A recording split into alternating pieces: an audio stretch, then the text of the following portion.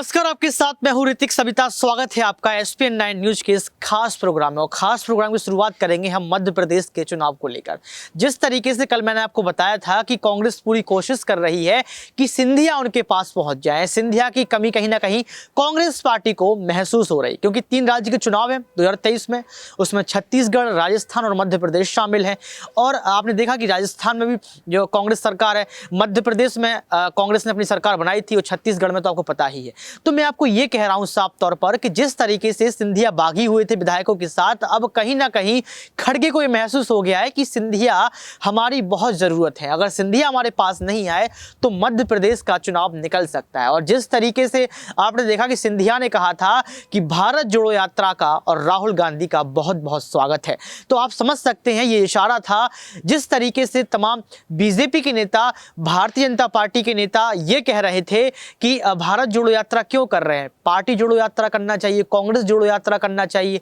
उसी तरफ एक नेता ऐसा था भारतीय जनता पार्टी का, यानी कि ज्योतिरादित्य सिंधिया, जिन्होंने भारत जोड़ो यात्रा का स्वागत किया। तो जब स्वागत किया, मीडिया में सुर्खियों में आ गए और इशारा पता चल गया कि सिंधिया इशारा कर रहे हैं कि राहुल गांधी, खड़गे और अगर तमाम जो नेता हैं अगर मौका देते हैं तो वो चौका मार देंगे। लेकिन अब चौका कौन मारेगा, छक्का कौन मारेगा, ये तो वक्त ही तय करेगा।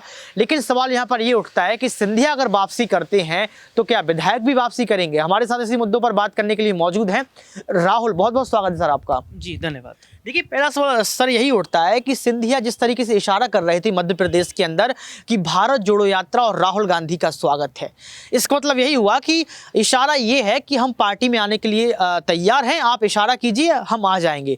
लेकिन जो विधायक साथ में गए थे, क्या वो विधायक भी अब वापस करेंगे? देखिए, जाहिर तौर पर अगर बात करें विधायकों की, तो विधायकों का क्या है, विधायक यहाँ है, आज वहाँ है। लेकिन जहाँ पर विधायकों को फायदा मिलता है या विधायकों को जहाँ पर लालच मिलता है, सो देखिए महाराष्ट्र में क्या हुआ।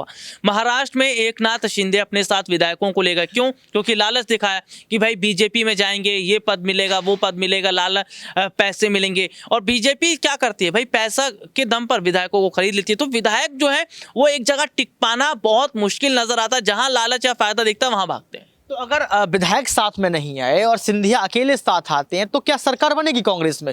क्योंकि आप ये देखिए ना, कमलनाथ का वो चेहरा नहीं रहा है। कमलनाथ ने नैया डुबो दी है और कमलनाथ सिर्फ कमल बन के रह गए हैं। और कहते हैं कमल तो कीचड़ में खिलता है, लेकिन ये कीचड़ रूपी कमल जिस तरीके से कांग्रेस की सरकार गिरा दी थी, तो क्या वो कमल खिल पाएगा? या फिर यहाँ पर जो सिंधिया वापसी करने की बात कर रहे हैं, अकेले दम पर चुनाव जीत जाएंगे? देखिए, ज्योतिरादित्य सिंधिया की मैं बात करूं, मध्य प्रदेश में उनकी बहुत अच्छी पकड़ है।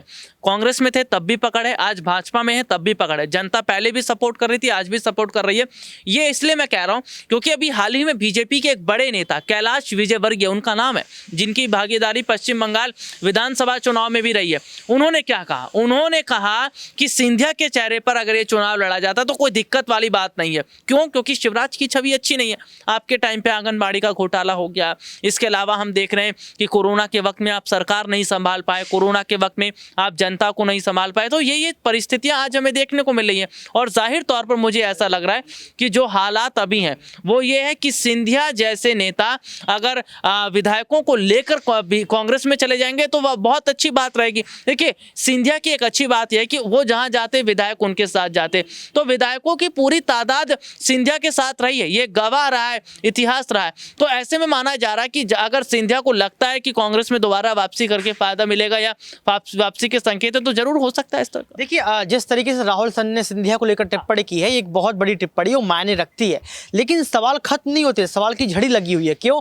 क्योंकि मध्य प्रदेश का चुनाव जीतना कांग्रेस की इज्जत का सवाल है, राजस्थान का चुनाव जीतना कांग्रेस की इज्जत का सवाल है, और छत्तीसगढ़ का चुनाव जीतना भी कांग्रेस की नाक का सवाल है। क्यों? क्योंकि आप देख सकते हैं कि 17 राज्य में जो है बीजेपी की सरकार है, लेकिन कुछ वक्त से देखा जा रहा है कि बीजेपी का ग्राफ गिरा है। और इस ग्राफ का अगर फायदा उठाएगा तो सिर्फ एक ही पार्टी है, वो कांग्रेस पार्टी। देखिए, आम आदमी पार्टी भले ही राष्ट्रीय पार्टी बन गई, लेकिन मजबूत नहीं है और लोकसभा चुनाव लड़ने के लिए भी तैयार नहीं है। लेकिन कांग्रेस की जो छवि खराब हुई थी, कहीं ना कहीं भारत जोड़ो यात्रा ने उस छवि में सुधार लाया है। तो आपको लगता है कि छत्तीसगढ़ और राजस्थान में भी जो है भारत जोड़ो यात्रा का फर्क पड़ेगा और जीत मिलेगी?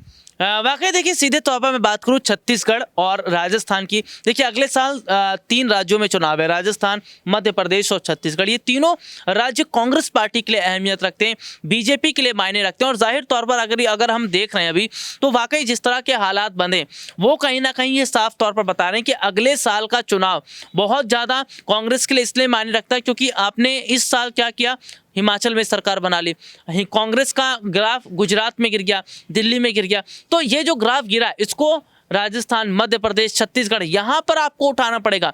और इन तीनों राज्यों में अगर कांग्रेस का ग्राफ बनता है या कांग्रेस का ग्राफ अगर उठता है, तो मुझे ऐसा लग रहा है कि आने वाले वक्त में वाकई तस्वीर जो है वो बदलती नजर आएगी। आने वाले वक्त में कांग्रेस पार्टी, अगर आपने कहा कि इन राज्यों में सरकार बनेगी तो तस्वीर बदलेगी, तो इन राज्यों के चुनाव के बाद 2024 नजदीक है, एक साल निकलने में पता नहीं लगता है। देखिए अब 15 दिन रह गए, नई साल आ जाएगी। तो आपको लगता है कि 2023 निकलते निकलते जब लोकसभा चुनाव की पुरजोर कोशिश बीजेपी कर रही होगी और अगर इन राज्यों में चुनाव कांग्रेस जीतती है,